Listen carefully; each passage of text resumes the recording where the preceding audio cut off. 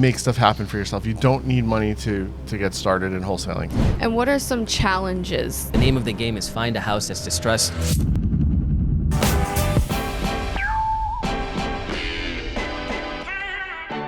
So wholesaling, right? A lot of people have a lot of questions. It's a great way that people can make money. It's a good way to get started in the real estate industry. So what are the first 3 steps someone can take to get started in wholesaling? So Eric, why don't you first tell us what wholesaling is? Wholesaling is when you put a property under contract, but you don't really have the intention of buying it. You think you're getting such a great deal that you're putting it under contract, and then you are going to resell it to someone else without actually taking possession, correct? Yeah, you can take possession in some cases if it's needed, but the whole idea is, so for someone who wants to get started in real estate, the first thing they have to do is find deals, right? Majority of time, you're going to have to find deals, whether you're an agent or an investor. And once you find deals that make sense, your goal is to find a discounted deal. And a deal that would make sense is a home that's, needs work, that barely looks lived in, or... And that you can get at the right price where there's profit to be made on it. So if you're just starting out, you may not know how to flip a house, do the rehab, construction. You may not even want to do it.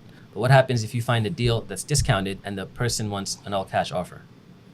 If you don't have the cash offer, if you don't have the cash to purchase that, you can wholesale it to somebody else. And all that means is you come to us, for example, and you say, hey, I have a deal, there's $100,000 profit on it.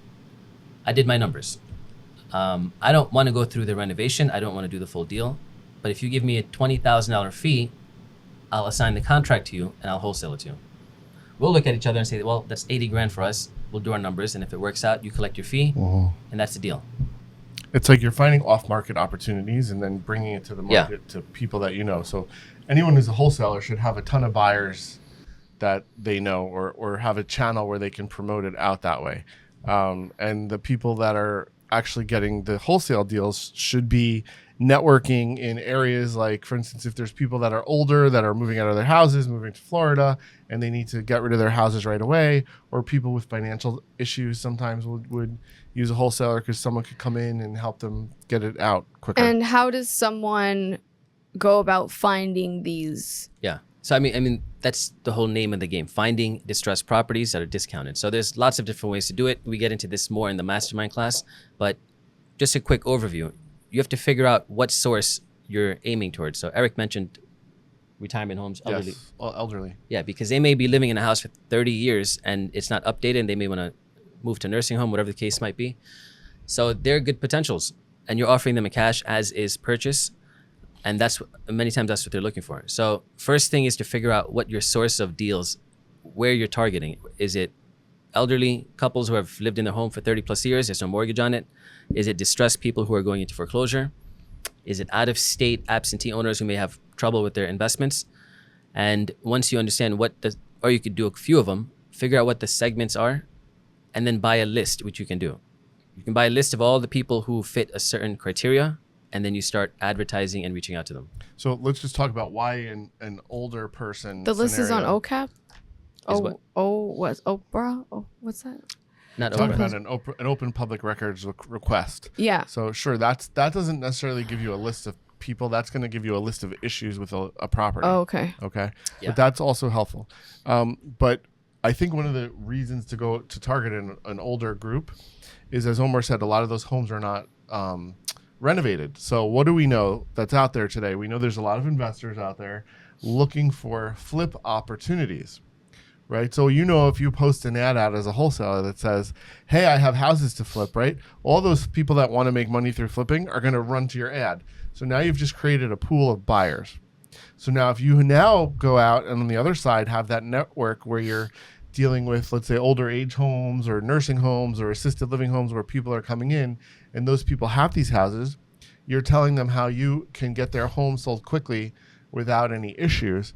Now you've just created a whole area. You've created your demand, and then you've created your supply, and it's perfect. And what are some challenges? Like, what are the biggest challenges that one might come across trying to become a wholesaler?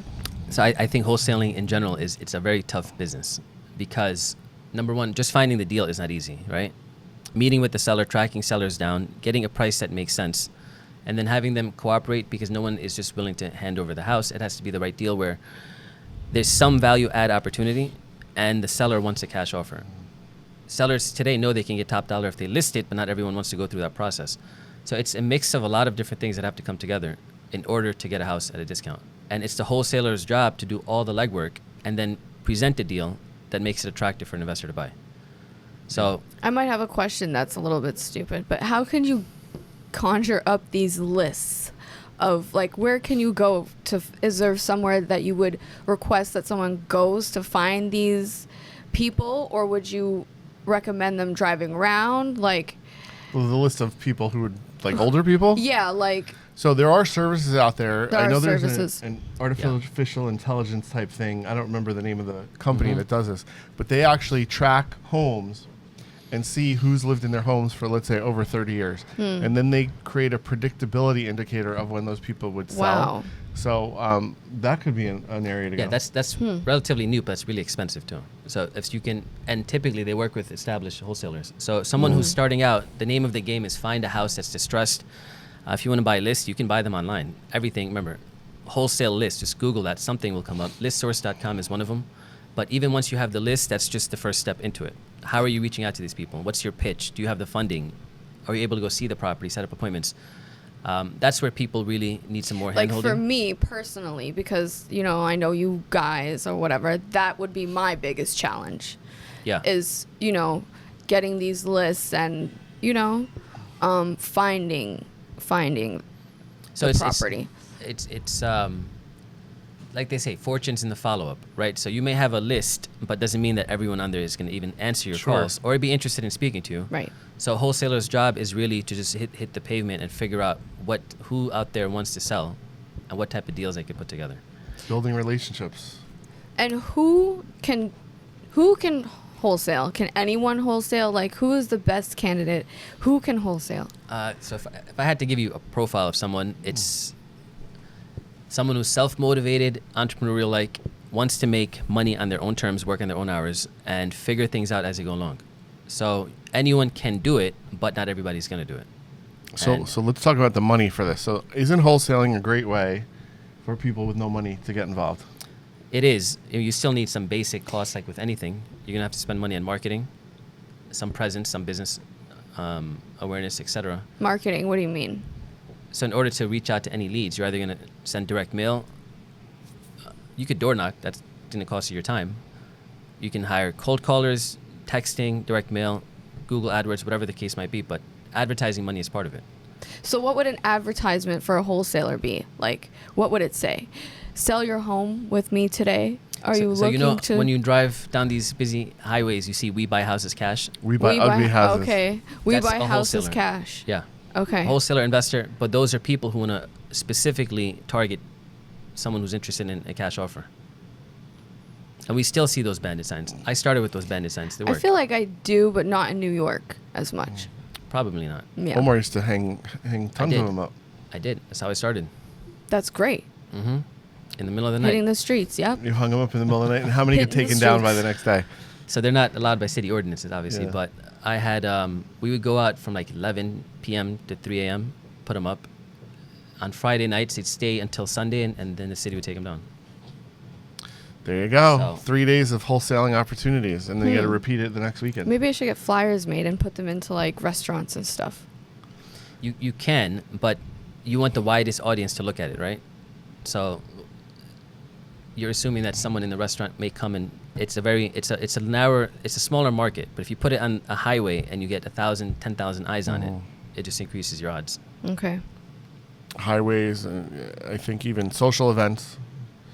You know, big events like concerts, or if you go to your church or temple and there's a congregation of 500 people there, you know, you can talk to them about it. And what if someone is so broke that they get discouraged? Like, I can't do this. I have no money. So what would you say to those people? People who are broke typically have time, so go door knocking. If you don't have any money to spend on advertising, go door knocking. But don't you need an investor? No. You're wholesaling, so you are going to need a lawyer. You need a lawyer, or at least a good contract. So if you have no money at all, wholesaling is what you should get started with. Mm-hmm.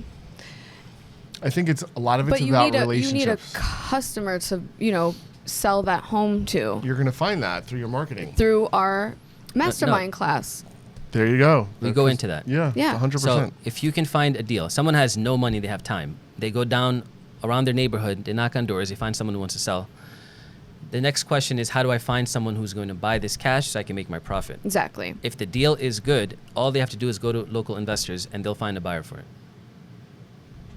If there's a will, there's a way. Go out there, make stuff happen for yourself. You don't need money to get started in wholesaling.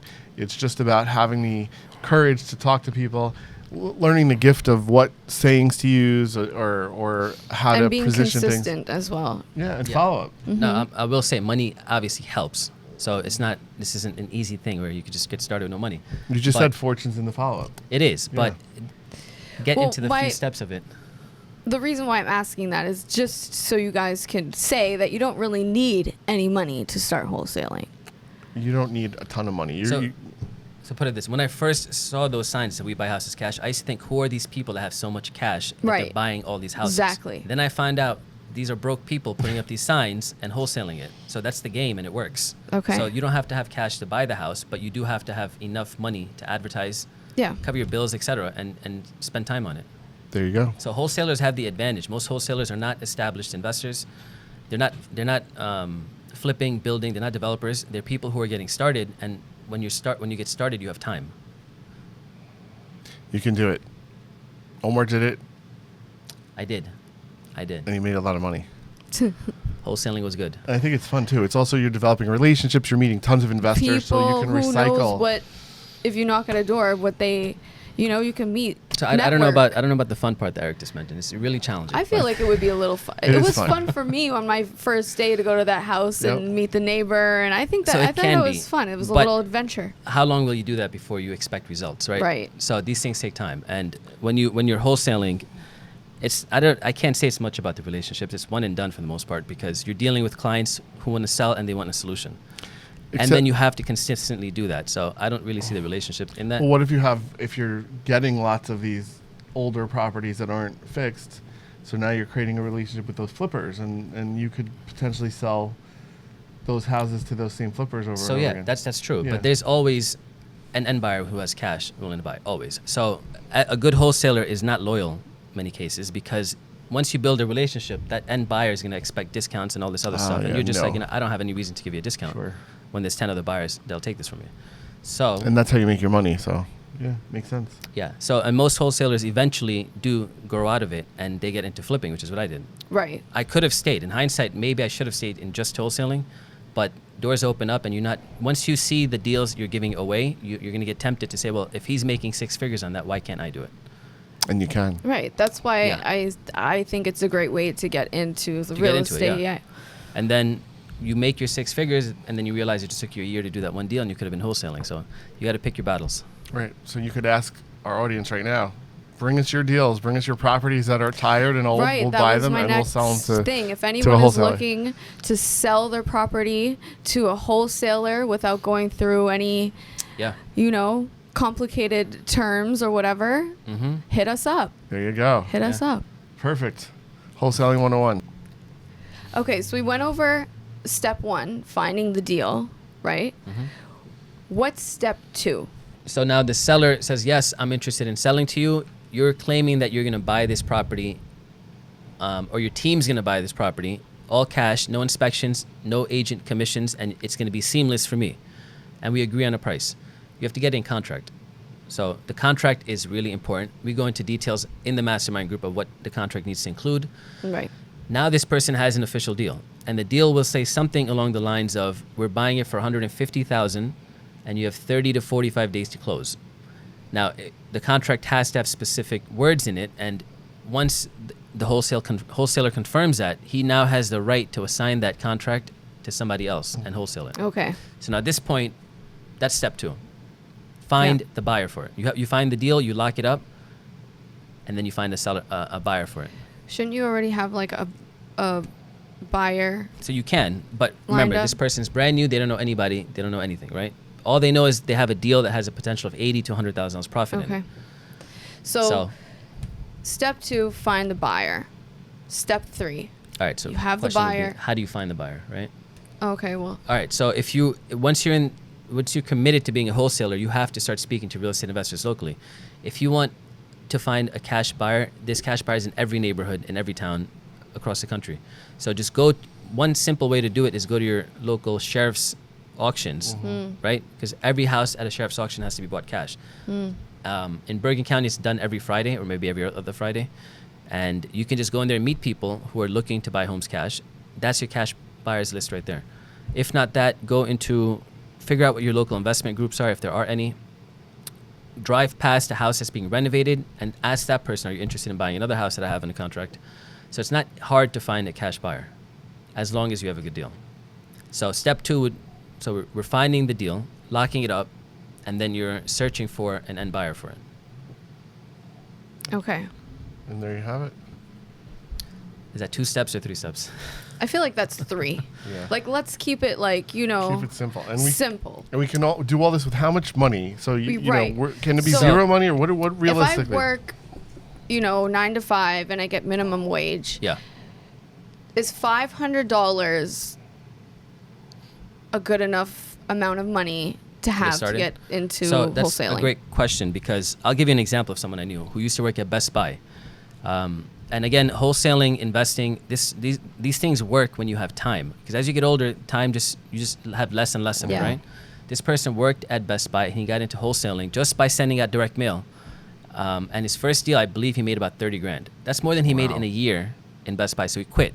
He went into How real long estate. ago was this? This was when I first got started, about 10 years ago. Okay.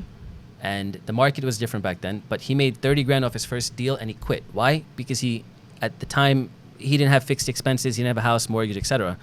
So people who don't have heavy overhead expenses, they can get by with a very minimum amount of money to get started. And that money would probably go to marketing yourself. That's the number one thing you're going to spend money on initially. Right. Now, if you don't even have 500, you're going to start door knocking. You can have conversations.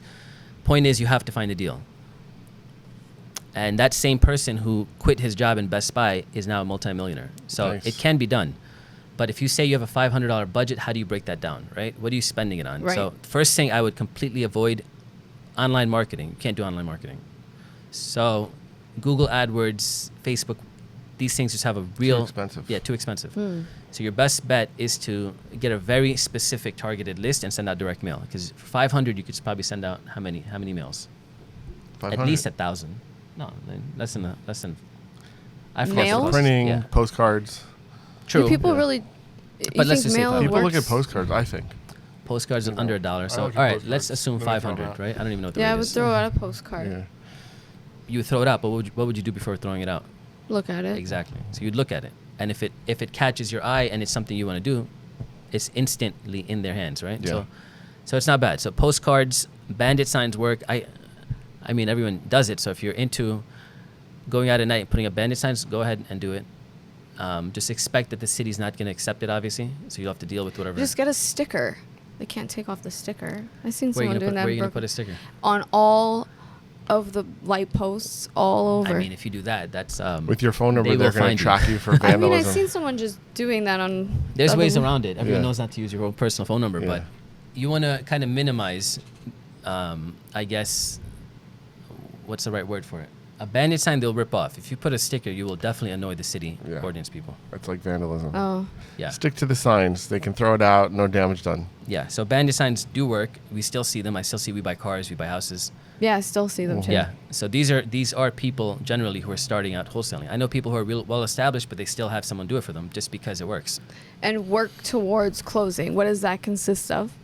So we're giving you a quick overview, right? So it's a 3-step process the way we're speaking about it, but there's a lot of pitfalls that people have to be aware of. Your contract has to be right, your fee has to be protected. How do you keep the buyer from going directly to the seller and cutting you out altogether? There's a lot of things So that you might want to acquire a lawyer at some point. you can, but this is more you could have an attorney, but they're not going to protect these conflicts from happening. If something happens, the deal's going to fall apart. You're going to lose the deal. Okay. So that's not an attorney's role in these types of transactions. But a good attorney could help you understand the situations that you're going to get involved in, because if you have no experience in real estate, you have to read a lot of books. You have to join our mastermind class and really understand the questions that are come up. You know, when Omar started, he was a novice, so he had to do a ton of research, reading, understanding, trial and error. And I'm sure you didn't get your first wholesale a lot deal of the deals first fell time. apart. You get burned. And this is not an attorney's field, right? There's no wholesalers. There's no attorneys for wholesalers. Yes, they'll help you with transactions, but this is not something, because it's a very informal way of selling a house. So as long as you do right by the seller and the buyer, ethically you're good. But there's a lot of people out there who take advantage of the seller. Yeah. Right. So there's lots of pitfalls. It's not a matter of just going from step 1 to step 3. But these are details we cover in the mastermind class. Exactly. Because a wholesaler has to protect their fee. You have to lock in a contract, make sure the buyer is capable of closing. And sometimes you can't wholesale. Sometimes you have to buy the house directly, close on it through transactional funding, and then sell the house maybe a few days later. Right. So wholesaling can be done without buying, but a lot of times you do have to buy the property and then resell it. Click the link in the bio for the mastermind class. We are starting it soon, and you will know everything you need to know about wholesaling and a whole lot more. Thanks for watching this episode. Now don't forget to like, subscribe, and leave a comment, and we'll see you next time.